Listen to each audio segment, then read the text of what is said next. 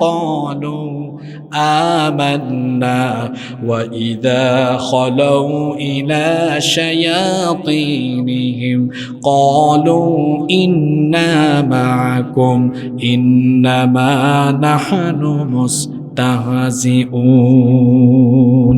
আল্লাহ বলছেন আর এরা যখন ইমানদারদের সাথে মিলিত হয় বলে আমরা ইমানদার, আমরা ভালো মানুষ, আর শয়তানের দূষরদের সাথে যখন মিলিত হয় বলে আমরা তোমাদের সাথে আছি, এদিকে গেলে বলে আমরা আপনাদের লোক, ওই দিকে গেলে বলে আমরা আপনাদের লোক।